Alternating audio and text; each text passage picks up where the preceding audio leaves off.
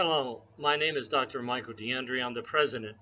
of the Social Justice Creations Facebook and website. Every generation faces its own unique challenges that are created within the lifetime of the people who live in each generation. Today, we find ourselves as a national and global society facing dark times and extremely difficult and challenging endeavors that threaten the future viability of the human race.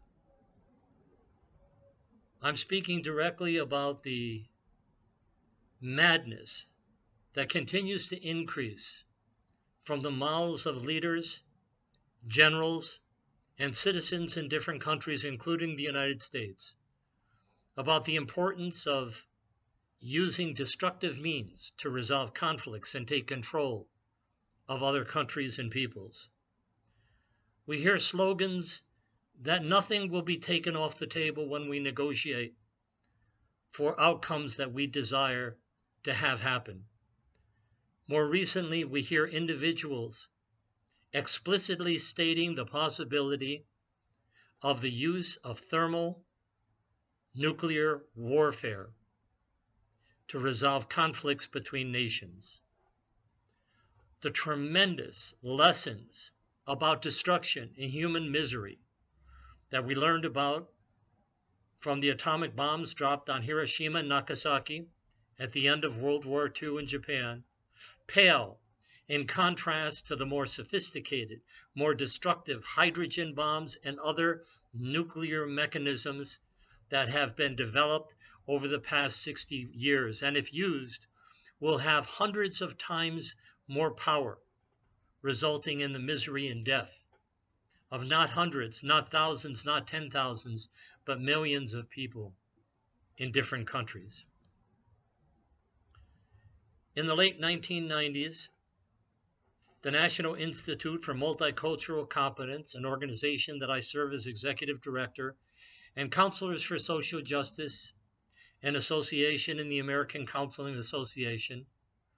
initiated a series of town hall meetings in which 3,000 people were involved in meeting in different cities and localities to discuss the challenges they face, especially dealing with economic and racial injustice. These town hall meetings led to new solutions, new partnerships, new ways of dealing with what many people had seen as insurmountable problems related to economic and racial injustice. Following the precedent of those successes, we will be announcing a new launching of a national discussion on justice and peace that focus in on the challenges we face today. In doing so, I would like to present some suggestions that are drawn from the philosophy of Martin Luther King and Mahatma Gandhi, as well as the words echoed by the late Robert Kennedy, who lived during a time of crisis and said to many people in many places throughout the United States during his presidential campaign that some people see things as they are and ask why, while I dream of things that never were and ask why not. Today is the time when we are called upon to dream of things that have never been and ask why not. With the principles of King, Gandhi, and Kennedy in mind, here are 3 suggestions that I offer for your consideration in addressing the dark times and the madness that characterizes the darkness in this era in which we live. First, we have to reject the notion that thermonuclear warfare is a viable alternative for peace. As the musician Michael Ferrante said, we can bomb the world to pieces, but we cannot bomb the world into peace. With this in mind, the first suggestion is for us as a nation to have citizens rally in massive protest and demonstrations, operating from the principles of nonviolent dissent, calling upon our government to announce to the world, as Gorbachev had done in the Soviet Union in the late 1980s, that Russia would be embarking in an unprecedented campaign to eliminate all of its nuclear weaponry in order to meet the needs of its citizens. We are at a point in time where the United States would do well to model such courage and a commitment to peace by announcing to the world that we will undertake the total dismantling of all thermal, nuclear, warfare entities, as well as other biological and chemical weapons of mass destruction. Making this commitment can lead us to suggestion number 2, which is to convene nations that also have nuclear power, such as China,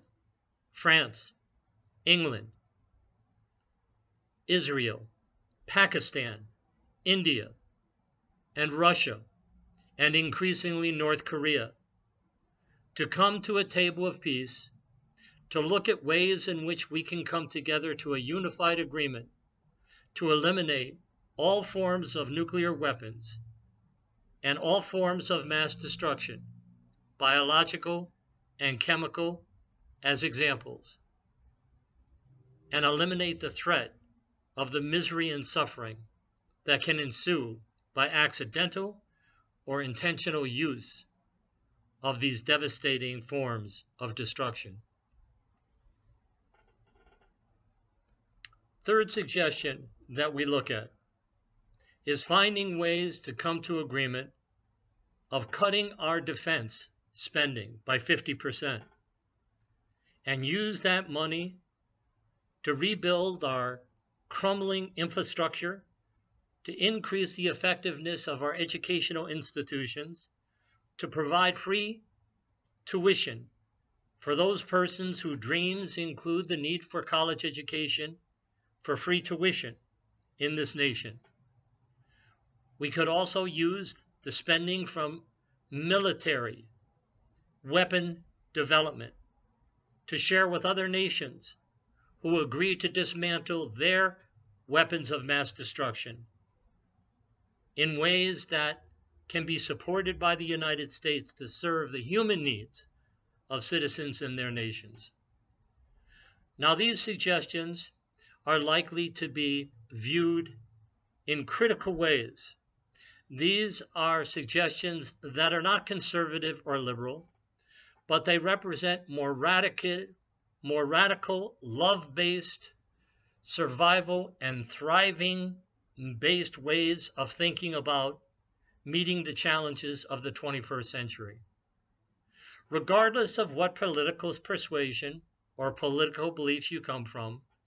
the national discussion and this Facebook welcomes the views expressed by all people who have ideas or reactions to these suggestions, and even more importantly, to suggestions that you might have to avoid the increasing possibility of use of weapons of nuclear power and biological and chemical welfare that have massive destructive potency. No one's comments or suggestions will be censored. We are basing this endeavor on the highest value on free speech. We want to learn from each other, and as negative as comments have been made by persons who self-identify as conservative thinking individuals in our country, we must learn from each other. We must find ways of finding common ground so that we can work together in large numbers to operate by utilizing nonviolent civil disobedience philosophies and a willingness to go to jail as we deal with the madness and the darkness that we see unfolding each day that a new dawn brings. The insanity and madness that we see swelling in the hearts and minds of many people on planet Earth, threatening and some taking action to utilize weapons of mass destruction, beg for new solutions.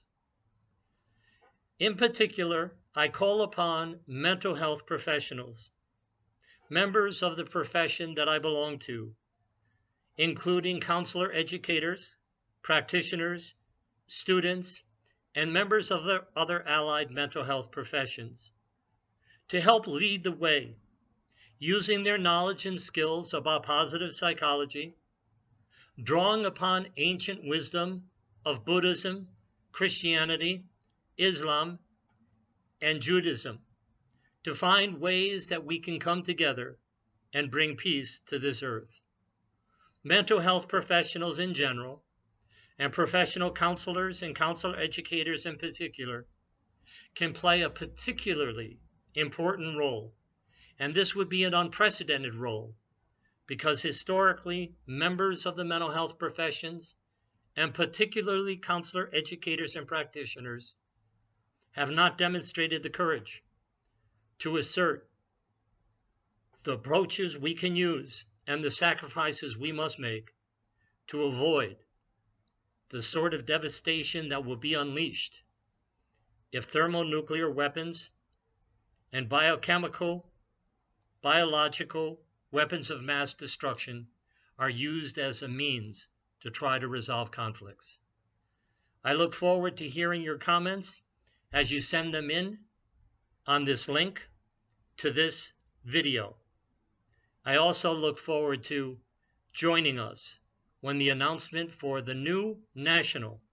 discussion on justice and peace is presented on this Facebook. Thank you for taking time to listen to these questions, to consider the suggestions, and to create your own ideas about how we can bring a shining sun into the darkness that we face, that imperils all of us and generations to come. In peace and with much gratitude, Michael D'Andrea.